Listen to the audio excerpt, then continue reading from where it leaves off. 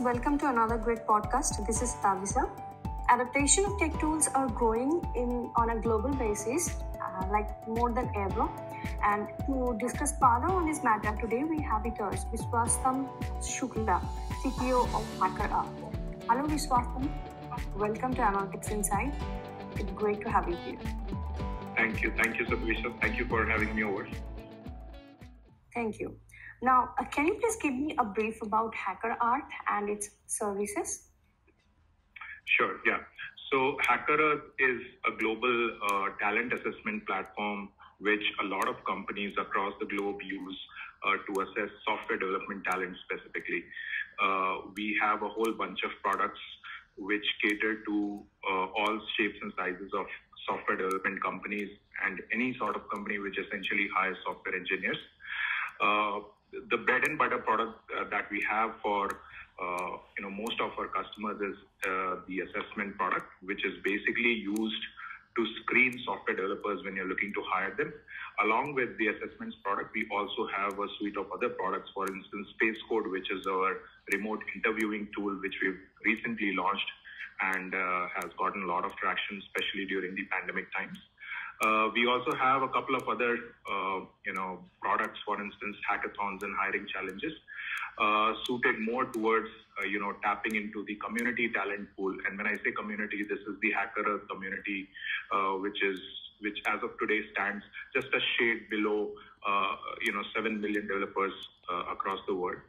So a lot of organizations can actually tap into that community and either hire directly from there, or they could actually run their innovation programs and run their technology evangelization and also do some sort of an employer branding or developer relationships kind of initiatives within the community. So that's what we offer. Of course, there is a community angle to it, which means a lot of these community developers engage directly with the Hackerearth platform. And these software developers can basically choose tracks related to software engineering and software development. For instance, it could be machine learning, could be data sciences, could be dynamic programming, could be any sort of data structures and algorithms related topics, right? And they can actually learn and pick up a lot of these skills on their own, and then sort of prepare themselves for either new job roles or just upskilling themselves, while working within the same job. So yeah, that's what we offer.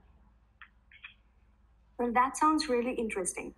Now, can you please tell me a little about the latest changes that has happened in the hiring behavior?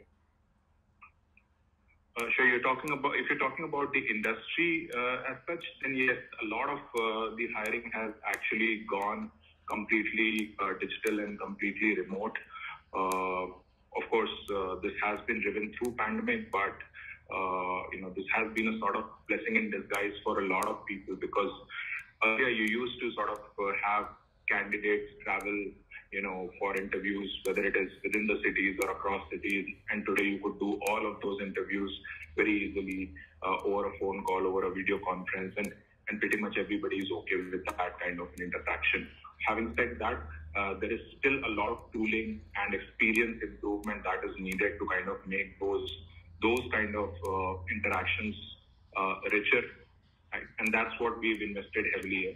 So interviewing definitely has gone through a lot of change. Even the traditional screening of software developers. Today we see a lot of people actually using automated tools and automated assessment platforms like ours, or there are some others in the industry as well.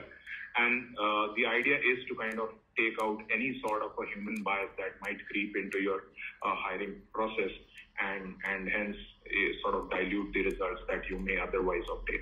So we've seen a lot of traction for that as well.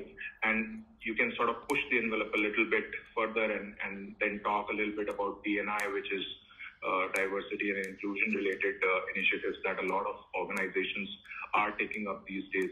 And what is happening is that because there was not a lot of tooling and product support out there in the early days, these kind of initiatives were very, very limited in terms of their scale and size. And today you could do that at a click of a button if you're using a platform like ours. So a lot of blind hiring, D&I related hiring is something that we enable across our customers. So these are some of the changes, and of course we can talk more as we go along. Thanks for explaining it so well, Vishwastam. Now I'm a little curious about the tech tools that are being used for making these recruiting processes more efficient and how you are eliminating bias. Sure. So typically, if you go through any organization's hiring process, they would end up using what is called as an applicant tracking system or an ATS, and then platforms like Hackerearth sit on top of that ATS and help you kind of screen all the talent coming through your sourcing pipelines, right? And the idea is that irrespective of where they've graduated from or what they've done in their early years of career, or where they've sort of picked up their skills from, if you have an assessment which is fair in terms of assessing the right skill set that you need for the job, you roll that assessment out and let everybody sort of participate on an equal pitch, and that makes things free from any kind of a human bias, like I mentioned earlier. And once the test is rolled out, people participate and candidates perform, purely on the performance that these candidates have on the test. You can sort of shortlist your candidates for the further rounds of interviewing or further hiring process. So the idea is not just to sort of eliminate any known biases, but also sort of eliminate any unknown biases, right? There are a lot of people, people like us who may not even know that we carry our own biases. And of course, it's not very intentional at times, but still, we all tend to sort of have our own inclinations. And if you use an assessment tool like us, the idea is that the automation kind of takes over and ensures that the focus is entirely on the skill set rather than the background of the candidate, right? So irrespective of your race, creed, whatever else, we will ensure that the skills is what we are looking for, and that is something that comes out on the top. And once you're through with that, then you can sort of apply your own human judgment during the further rounds of the hiring process. So that's how we eliminate bias. That seems very interesting process. Thanks for explaining that. Now, how Hackerearth will help their developers discover job opportunities that are best fit for them amidst the great resignation and talent war? Sure. So if you go to hackerearth.com, you can actually discover a lot of hiring challenges that are always listed. There are things that are going on all the time, right? So if you visit the Hackerearth website today, you would be able to find that there are tons of organizations which have their hiring challenges going on. And these hiring challenges have very well-defined criteria which say, hey, this is exactly what we are looking for. These are the type of skills that you need. And if you think you have those, why don't you register and participate in that hiring challenge, right? So the idea, we are kind of turning things upside down, where a recruiter or a sourcer or a headhunter would basically pick out on candidates and then put them in the sourcing pipe. Here you are basically broadcasting this to the entire developer community and saying that, hey, this is what we want. If you have it in you, just go ahead and participate, period, right? And there is absolutely no restrictions in terms of what you carry as your background, right? And that is very, very enabling for any developer out there, right?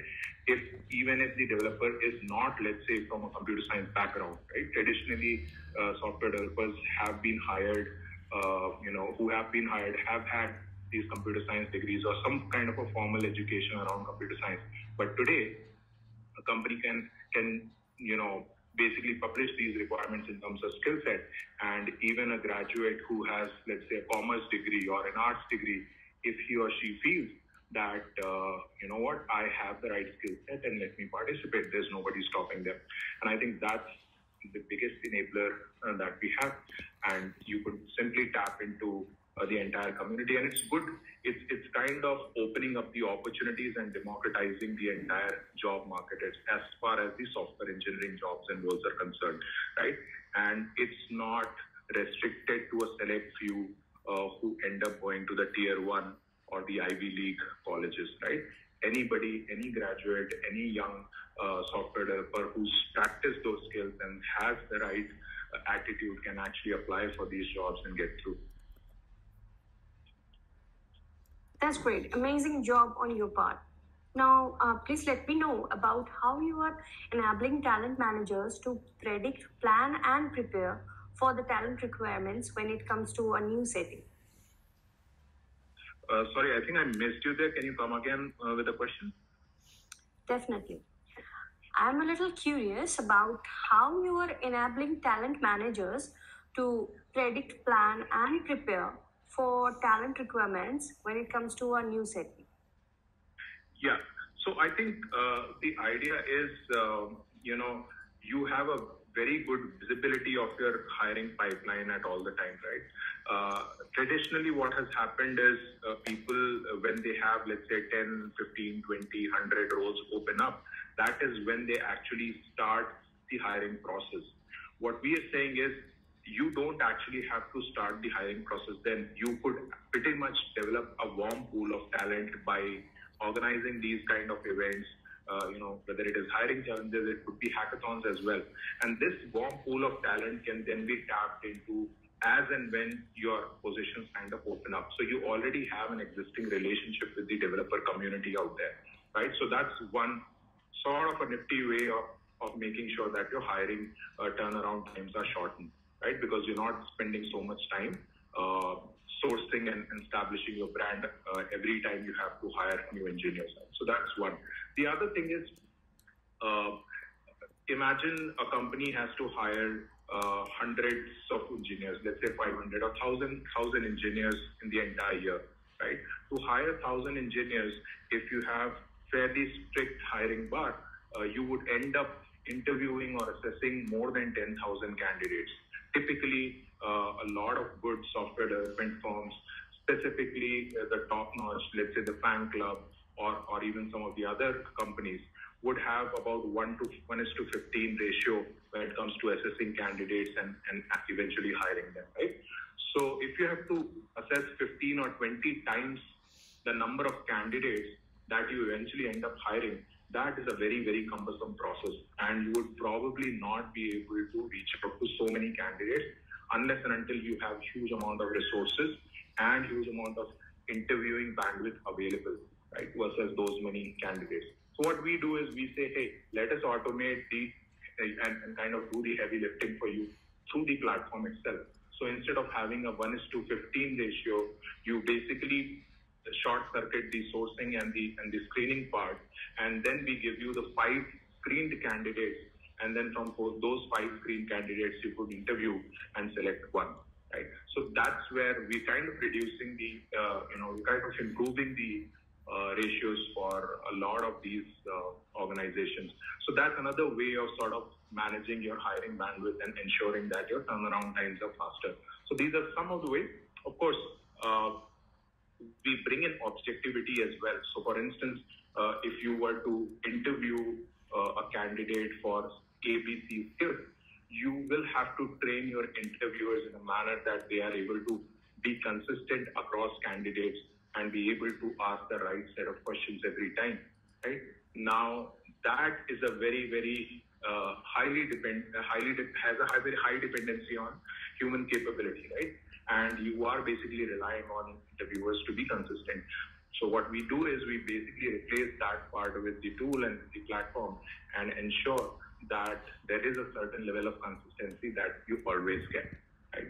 So that's another way of optimizing the current way of hiring. Amazing. It's very interesting, and you people are doing a great job. And lastly, I want to ask you, what are your future plans for this company?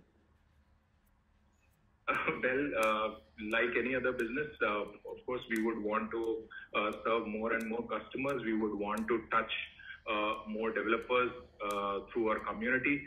Our mission and vision have always been towards matching developers with the right set of opportunities available across the globe.